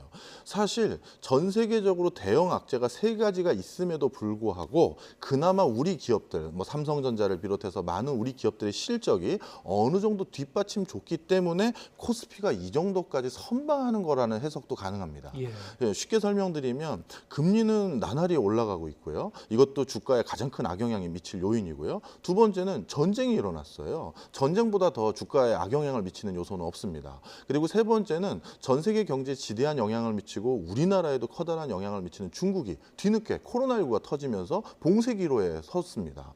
이 세 가지 대형 악재가 있는데 코스피가 그나마 여기까지 와 있는 것은 다른 식으로 해석한다면 우리 기업들의 성적표가 좋았기 때문에 그래도 여기까지 선방을 한 것이다. 이렇게 해석할 수도 있습니다. 네, 그나마 선방한 것이다.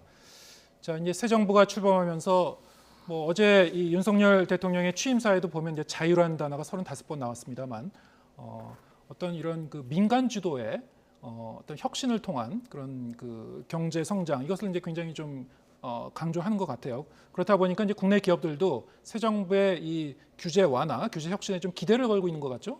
네, 맞습니다. 대통령께서 이제 후보자 시절에 많은 민간 경제 주체들을 만났을 때 가장 크게 읍소했던 것이 규제를 좀 풀어달라라는 부분이었습니다. 근데 저는 이 부분은 그렇게 쉽지 않은 과제라고 생각을 합니다. 저도 뭐 국가기관에서 일을 하면서 규제 완화와 관련된 여러 프로젝트에 참여를 해봤는데요. 실제 참여를 하다 보니까 규제를 완화하는 과정에서 한 가지 딜레마가 있습니다. 회사마다 비즈니스 모델이 다르기 때문에 풀어달라는 규제가 다 다르더라고요. 그러니까 같은 업종군에 있다 하더라도 비즈니스 모델이 다르면 풀고자 하는 규제가 다 다른 거예요. 그렇다면 회사들이 원하는 규제들을 전부 다 풀어준다. 그거는 좀 쉽지가 않은 부분이 있습니다. 실제로 그래서 이전에 여러 정권들도 규제를 완화해 주겠다라고 특단의 조치들을 다양한 방법으로 강구를 했습니다만 어떻게 보면 많은 민간 주체들이 원하는 수준까지 규제 완화가 안 된 부분은 방금 제가 말씀드린 그런 부분이 좀 있다라는 걸 좀 기억을 해주시면 좋겠고요. 따라서 저는 규제 완화가 어떻게 보면 좀 상징적인 의미로 어떻게 보면 정권 초반에 몇 가지는 핵심적인 게 좀 풀릴 수는 있을지 모르겠습니다만 민간에서 원하는 수준의 디테일한 규제 완화들이 전방위적으로 일어나는 데는 또 한참 걸릴 것 같다라는 생각이 드네요. 네. 또 다른 이제 포인트는 새 정부의 이 과거 이제 기재부나 재경부 출신 이 관료 출신들이 많이 들어가지 않았습니까? 과거에 이제 관치하면은 이 관이라는 것은 치하기 위해서 존재한다 이런 얘기를 한 굉장히 유명한 이제 고위 관료도 있었죠. 그런 분들이 이제 대거 이제 들어가면서 과연 규제 완화에 대해서 굉장히 좀 전향적인 그런 태도로 계속 끌고 갈 수 있을지 이것도 좀 지켜봐야 될 문제인 것 같고요. 맞습니다. 사실 어떤 기관들이 하나하나 생길 때마다 일본의 전례를 보면 그 기관이 역할을 부여받기 위해서 뭔가 조례라든가 규칙이라든가 행정력을 갖기를 원합니다. 그것은 다른 말로 표현하면 규제가 되는 것이거든요. 그래서 지난 한 10년 기간 동안 우리나라도 공공 부분이 비대하게 늘어나면서 규제를 완화하는 부분도 있었지만 새로 규제가 만들어지는 부분도 많았었거든요. 바로 이런 것들을 이번에 관료 출신들이 등용이 됐는데 뭐 규제를 누구보다 잘 이해하시는 분들이니까 슬기로운 해안을 주시겠죠. 네. 자, 이번에는 이제 시청자 여러분도 가장 좀 관심이 많은 그런 부분인데요. 부동산 문제 얘기해 보겠습니다. 어제부터 이제 그 다주택자 양도세 중과 유예가 이제 시작이 됐죠. 1년 동안 이제 한시적으로 이제 적용이 되는 거죠. 어떻게 보시는지요? 좀 매물이 좀 나올 수 있을까요? 아직은 제가 매물이 많이 나올 거라고 기대하진 않습니다. 실질적으로 다주택자의 양도세 중과세 유예는 이제 지금 시행이 되기로 결정이 됐지만 이번 정권에서는 다양한 부동산 관련한 규제를 풀어서 재건축, 재개발, 그다음에 신도시 건설을 조금 더 조속하게 진행하겠다. 그리고 고도 제한 등에 대한 규제도 전향적으로 풀겠다라는 어떻게 보면 부동산 경기의 여러 호재성 발언들을 또 많이 해놓은 상태예요. 그렇다면 앞으로의 이런 정책들의 기조가 어떻게 될지도 모르는 상태에서 단순히 양도세 중과세 유예만 받고자 자신의 거의 전 재산, 우리나라 국민들은 한 70% 가까이를 부동산으로 포트폴리오 가지고 있지 않습니까? 거기에 대해서 함부로 판단을 할 것 같지는 않고요. 이런 중과세 유예 제도는 일단 보고 그 기간을 충분히 누리면서 부동산과 관련된 정책 기조가 어떻게 될지를 지켜보는 관망세가 더 많을 것 같습니다. 네. 또 새 정부에서 어떤 그 대책이 나올지 모르니까 계속 좀 지켜보자. 예. 그러면은 뭐 이게 또 즉각적인 효과를 좀 기대하기는 어렵겠군요. 맞습니다. 그리고 부동산에 대한 시세가 변화될 수 있는 가장 큰 모멘텀은 공급인데요. 예. 역사적으로 과거에 부동산 공급을 늘렸을 때보다 지금에서 부동산 공급을 늘린다는 것은 훨씬 물리적인 시간이 더 많이 들어요. 과거에는 수도권의 대부분의 지역들이 나대지 형태이거나 지작물, 특히 뭐 사유지로 되어 있는 부분들이 많이 적거나 하는 파트들이 많았습니다. 그러다 보니까 신도시를 건설하는데 여러 가지 기간들이 줄어들 수가 있었어요. 하지만 지금은 뭐 진짜 수도권 어느 한 곳 그 개발을 하려 하더라도 민원인들과 전부 다 소통해야 되고 보상 금액에 대한 절차나 프로세스를 다 거쳐야 되기 때문에 단기간에 공급을 크게 늘릴 수가 없는 상황이라는 걸 부동산에 많은 종사하시는 분들 그리고 우리 개인들이 다 잘 알고 있죠. 그러다 보니까 단순히 양도세 이 중과세 유예만 가지고 자신의 부동산을 쉽게 매물로 내놓거나 매매하려는 그런 분위기는 안 생길 것 같습니다. 네. 새 정부가 들어섰다고 해서 불확실성이 많이 해소된 건 아니군요. 네. 앞으로도 좀 더 관망하고 그렇다 보면 이제 주택을 새로 매입해야 되는지 아닌지를 두고 이제 고심하는 분들의 이제 고민도 사실은 더 깊어질 것 같아요. 네, 맞습니다. 그동안 사실 부동산 시세가 급격히 올라가면서 또 거기에 맞춰서 금리도 낮았기 때문에 네. 무리한 차입으로 부동산을 구매하신 분들이 많습니다. 근데 그런 분들 중에선 지금 급하게 다시 매물을 내놓는 분들도 분명 계세요. 그런 금매들이 많이 쏟아지는 지역은 지금 부동산 가격이 하락세로 전환이 되고 있는 상황이고요. 상대적으로 자신들의 구매력이 있거나 미래 지불력이 있는 분들 같은 경우는 이번에 만약 부동산과 관련한 대출 규제까지 완화된다면 본인들이 그 노른자 위 땅이라고 불리우는 곳은 더 매집을 할 가능성이 있어 보입니다. 따라서 부동산은 앞으로 어떻게 보면 대세 상승 이런 단어는 없을 것 같고요. 지역마다 희비가 엇갈리는 움직임이 훨씬 많아질 것 같습니다. 네, 지역마다 좀 이렇게 차별적인 대응을 해야 되겠군요. 자, 이제 마지막으로 일자리 문제도 짚어보겠습니다. 일단 우리 경제의 가장 큰 문제 중에 하나죠. 청년 실업난. 그런가 하면 이제 또 나이 드신 분들의 이제 일자리도 우리가 같이 생각해야 되는데요. 다 같이 아울러서 이제 일자리 만들기 정말 어려운 문제 같아요. 어떻게 대응해야 될까요? 네, 지금 중요한 말씀 해주셨어요. 사실 일자리라고 우리는 그렇게 부르지만 그 일자리가 누구의 일자리냐로 나눠서 생각을 하고 대응을 해야 됩니다. 예. 특히 이번 새 정부는 민간을 주도해서 경제를 이끌어간다라고 말을 하고 있는데 민간에서 대부분 크게 부담감을 느끼는 건 인건비이긴 합니다. 그러다 보니까 공정 자동화라든가 설비 자동화 이런 것들을 통해서 인건비 부담을 줄여가려는 움직임이 분명히 있습니다. 그런 과정에서 가장 먼저 소외받을 수 있는 거는 방금 말씀하신 것처럼 중장년층의 일자리예요.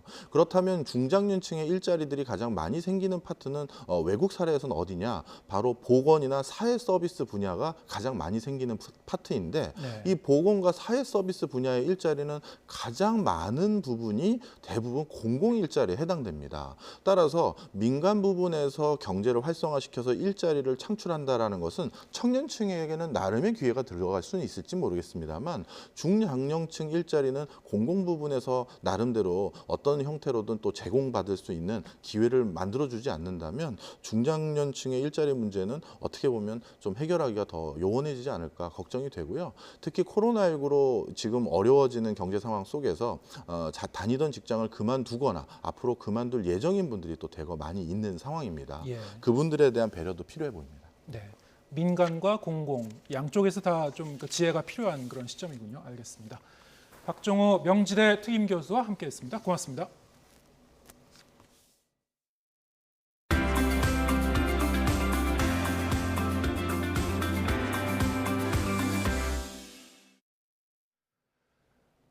네, 가정의 달을 맞아 가족과 관련된 다양한 이슈를 전하고 있는 월간 뉴이죠. 이번에는 부모나 자신이 다른 나라에서 이주 경험이 있는 가정, 이주 배경 가정 이야기입니다. 이주 배경 학생들의 한국어 실력은 어떨까요? 뉴스가 있는 저녁 제작진이 1일 교사가 돼서 다문화 학교를 다녀왔습니다.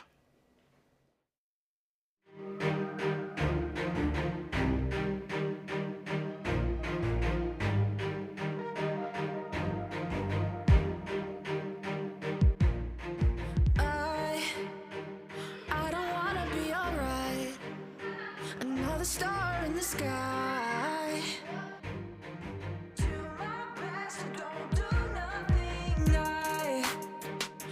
30%의 학생이 다문화 학생 비율입니다.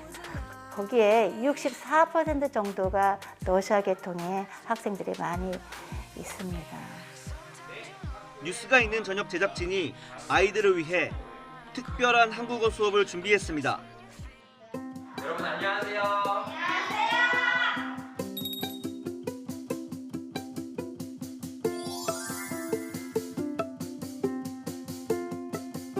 기자라는 직업을 알고 있어요 혹시? 모르겠어요? 자, 이 그림을 보고 한번 맞춰볼 수 있겠는 사람. 기자는 어떤 직업일까요? 말하는 직업이에요? 네. 자.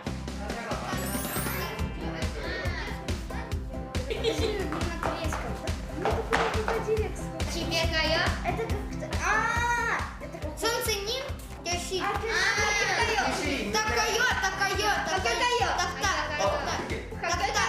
학교. 그렇지, 학교. 생각보다 아이들이 한국어를 어려워해서 놀랐는데요. 그래도 열심히 끝까지 하려던 모습이 기억에 남습니다. 네, 학교에 나와 있습니다. 네, 학교에 나왔습니다.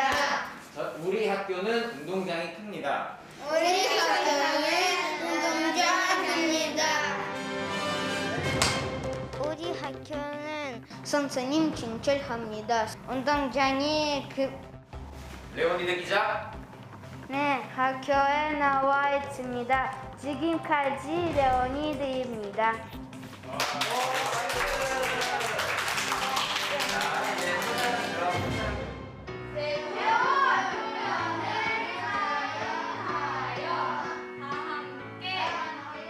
한국어를 배우는 과정이 얘네들한테 정말 생존이고 여기에서 살아남기 위한 처절한 몸부림이라고 저는 생각이 되거든요. 이런 아이들이 한국 사회에 잘 뿌리내릴 수 있게 잘 다져주는 역할이라고 생각을 하고 실제 이주 배경 학생들이 꼽은 가장 큰 고민은 한국어 학습으로 나타났는데요.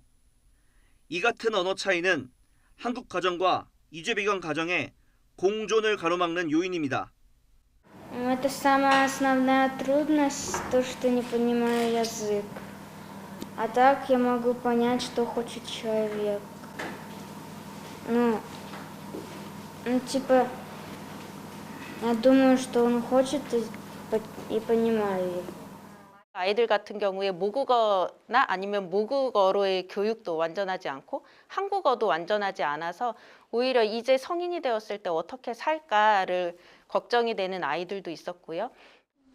친구 레오니드 박 알렉세이입니다 해야지. 중요한 점은 다양한 국적 배경 학생들이 모여있는 원일 초등학교 모습이 우리가 마주할 일반적인 미래 교실의 모습이라는 겁니다.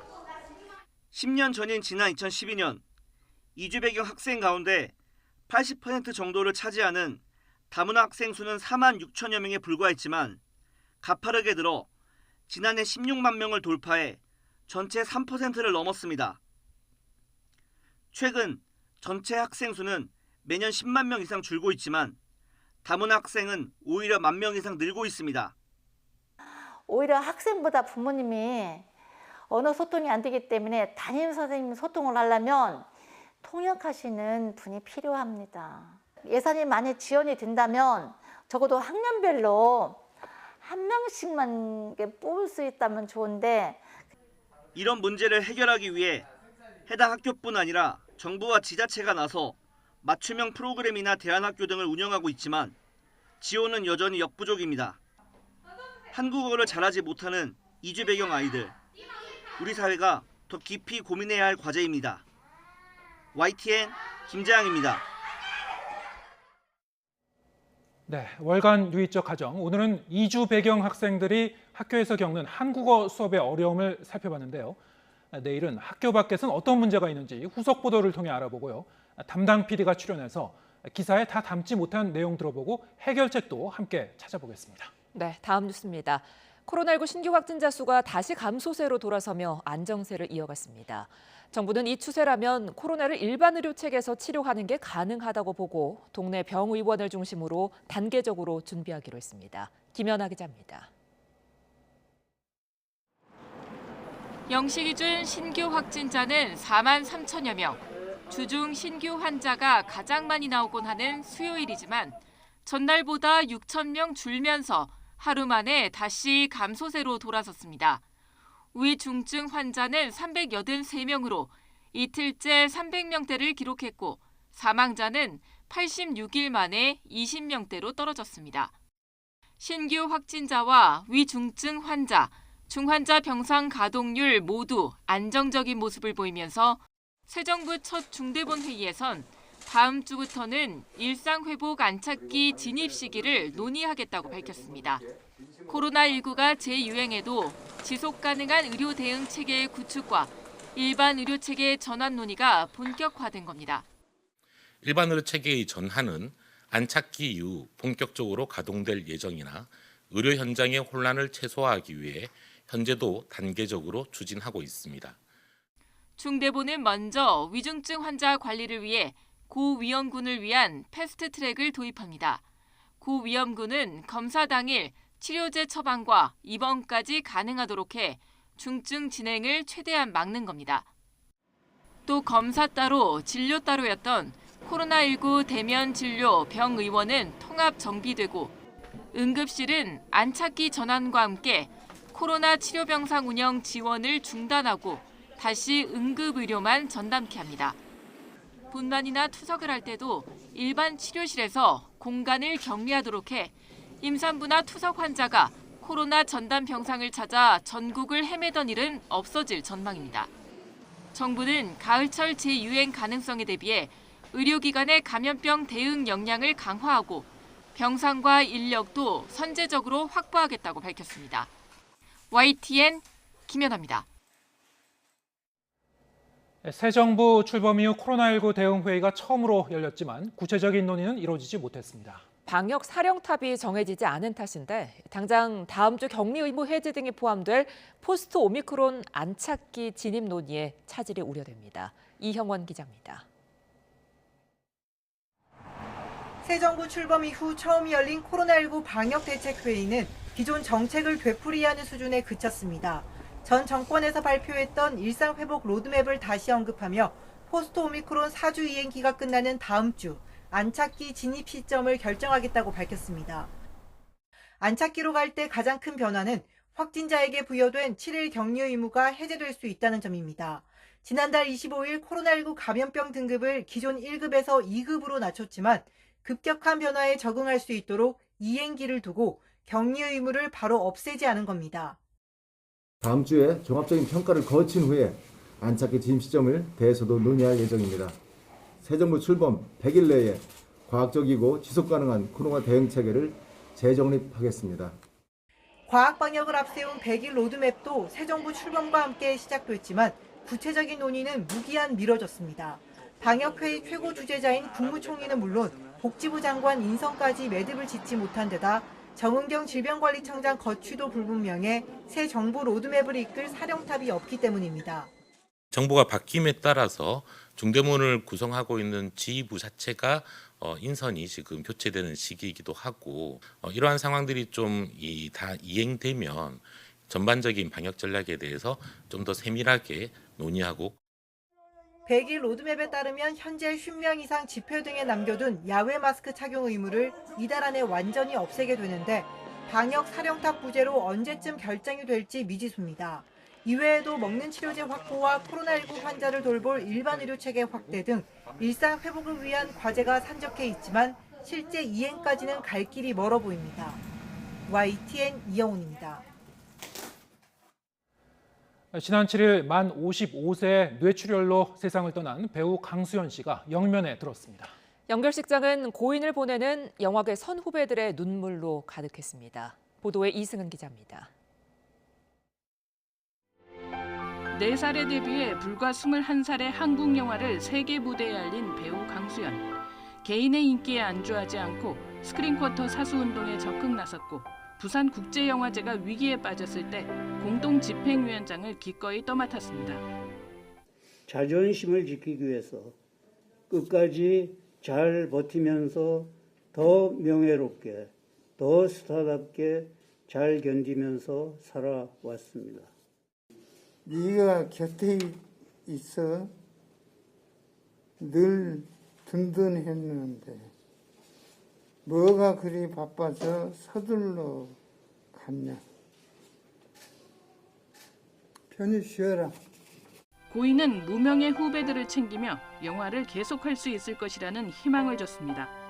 설경구 씨는 막내부터 선배까지 모두를 아우르던 거인 같은 대장부라고 고인을 기억했습니다. 저는 선배님의 영원한 연기부 조수였고 선배님은 저의 영원한 사수였습니다. 배우들을 너무 좋아했고 진심으로 아끼고 사랑했던 우리 배우들의 진정한 스타이셨습니다. 11년 전 고인의 도움으로 칸 영화제와 인연을 맺은 연상호 감독. 뜻하지 않게 고인의 유작을 찍게 됐습니다. 배우 강소연의 연기는 여전히 현재 진행형입니다. 멍해를 두려워하지 않은 용기 있는 배우 강수연. 그는 한국 영화 그 자체였다고 동료 배우들은 입을 모읍니다. YTN 이승은입니다. 네, 오늘 뉴스가 있는 저녁은 여기서 인사드리겠습니다. 저희는 내일 저녁 7시에 다시 찾아뵙겠습니다. 함께해 주신 여러분 고맙습니다.